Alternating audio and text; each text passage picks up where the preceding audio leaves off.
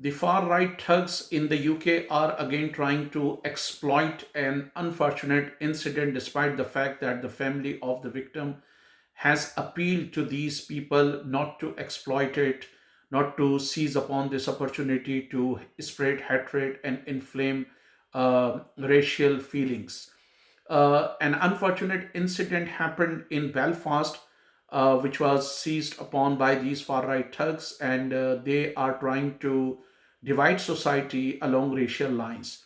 In all civilized societies, a criminal is considered a criminal without regard to his religion, caste, creed, and culture. But unfortunately, some elements in the United Kingdom, with the help of people like Elon Musk, are trying to exploit this and they are trying to spread lies over it. They are trying to create an impression that it's immigrants who are responsible for all crimes, and as if no crime had ever been committed prior to the arrival of these immigrants. People like Elon Musk do not know that in 19th century, when the population of immigrants was hardly 0.8%, more than 4,000 murders took place throughout the 19th century. And remember that during that time, the government did not have an effective mechanism to record all the murders. So between 1800 to 1899, 4,100 to 4,500 murders took place, and 99.8% murderers or killers, they were white European, because the non-white immigration was even less than 0.2%. Total murder that took place in 20th century were around 20,000 to 23,500. And again, non-white immigrants, roughly they were the 3.5% of the population. And out of these 23,500 murders, 700 were blamed on them. The rest were committed or were blamed on the white European. In the same way, whenever any sexual assault takes place anywhere in the UK, the entire ethnic minority of a certain area is targeted, or all immigrants are blamed for that. Again, in 19th century, the population of immigrants was less than 0.2%, and most of them were Indian settlers who would not even come to mainland, maybe just doing business and going back. And during that time, it also has to be taken into account that the government did not have an effective mechanism to count every sexual assault. And of course, the laws were different. Marital rape would not be considered a crime at that time. So in England and Wales, between 1800 and 1899, around 3,200 to 3,800 rape only took place. All sexual offenses, including indecent assault, attempted rape, and rape in general, 18,000 to 22,000 only in England and Wales. Average 120, 182, 220 per day by 1890s. Whole UK, including Scotland and Ireland, the total recorded were 22,000 to 27,000 in 19th century. And again, remember, the population of immigrants was hardly 0.8% or even less than that, 0. Possibly 2%, 0.2%, sorry. Realistic estimate, because at the time many incidents went unreported. So realistic incident historians agree only 1 in 10 or 1 in 20 cases were ever officially counted. So true estimate could be somewhere between 220,000 and 350,000 incidents. And remember, the population of the non-white immigrants was less than 0.2%. So when far right you know, propagates or spread lies that it's only immigrants. Every society has criminal, and criminal should be considered just criminal. They should be dealt in accordance with the law. Now let's look at these figures between sexual assault and rape, 1900 and 1999, almost 100 years time. Total recorded cases, according to the police, 165,000 to 185,000. England and Wales, 145,000 to 160,000. Scotland, 14,000 to 16,000. Northern Ireland, 6,000 to 9,000. And again, if we look at realistically, historian believe that it could be somewhere, because again there must have been some unreported cases, so the total number could be 1.4 million to 1.8 million. And historians agree only 1 in 8 or 1 in 10 cases were ever reported before the 1980s due to stigma, disbelief, and legal barriers. So it means that there were crimes in the British society as well prior to the arrival of the immigrants. Immigrants are still not a very big part of British society. The vast majority, more than 70 or 75 percent people of this country, they are not still from immigrant background. They are still indigenous and local people.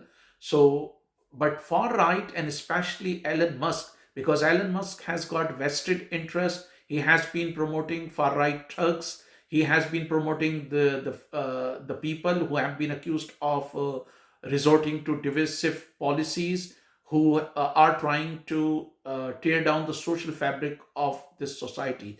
Elon Musk has got vested interests. He resorted to lies with regard to the false accusation that the genocide of white people is taking place in South Africa, which is completely lie. There is no evidence to support it. While he has adopted mum on the genocide that has been unfolding in Gaza and now in Lebanon, he would not say anything about that.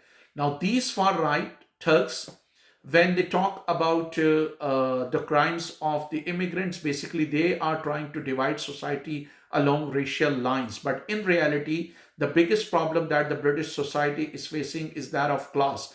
The billionaires in the UK, their number has witnessed a phenomenal surge over the 2 decades, especially after the COVID 19. And no one is ready to speak that. No one is ready to talk about the austerity that has been plaguing NHS, that has been affecting the performances of schools, colleges, that has been affecting development in housing.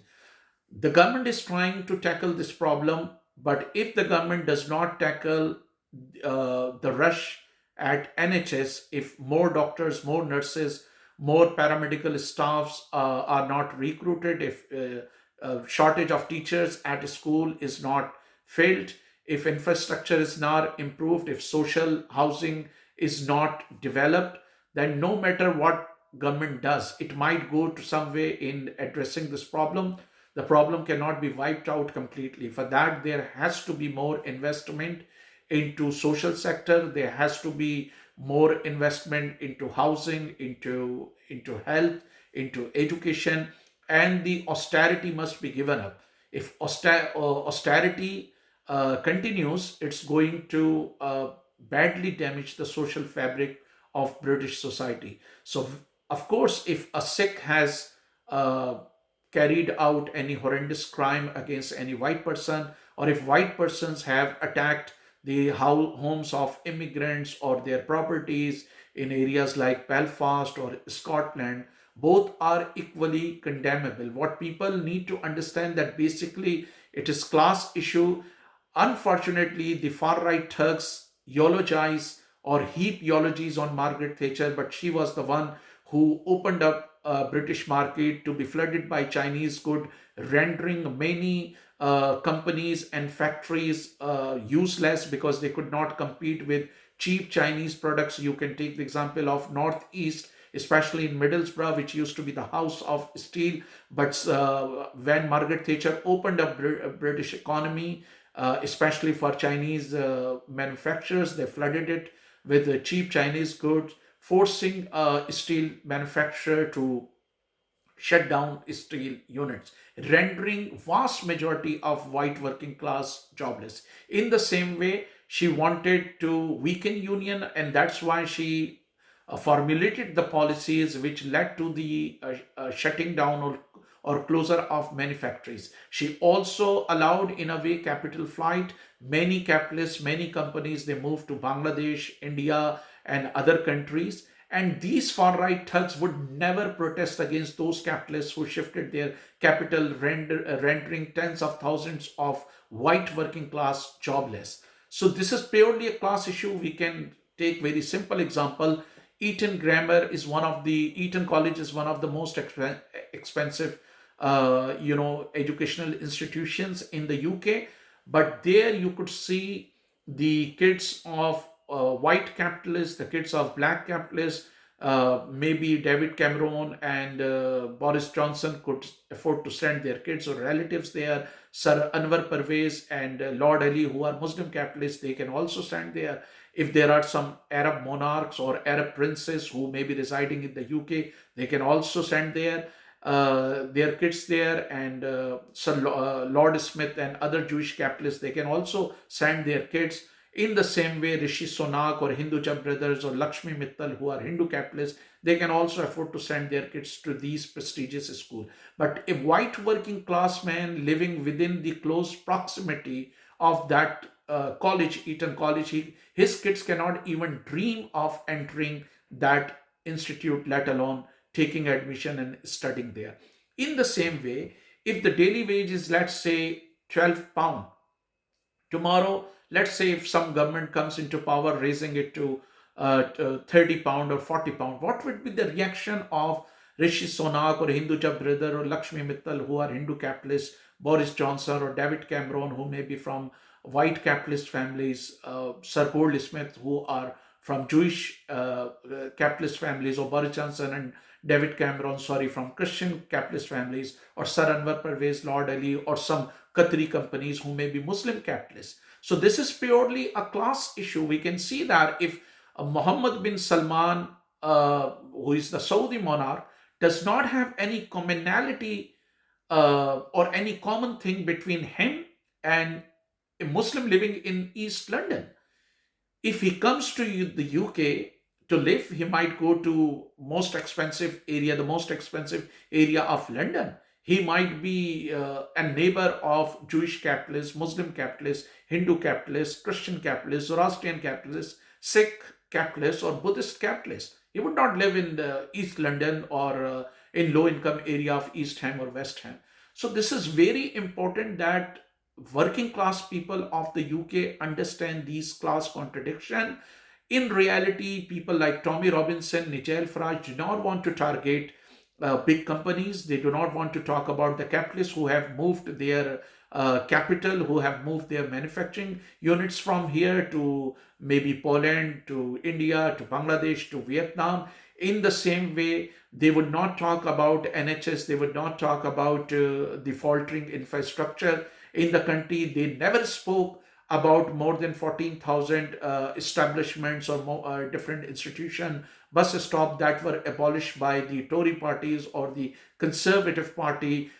All they are trying to do is pit one section of working class against another. So it's very important that working class be aware of their machination and forge unity among their ranks. They have every right to call a criminal, but do not sectarianize people, do not divide people along racial lines, because it's going to be very catastrophic. We did witness horrible massacre during the Second World War, and one of the factors contributing to this insane killing ratio was one of the factors contributing to this insane killing was racial hatred. So we must try to douse the flames of this racial hatred. We must forge unity among our ranks, and offer a united front to all those who are trying to resort to hate mongering.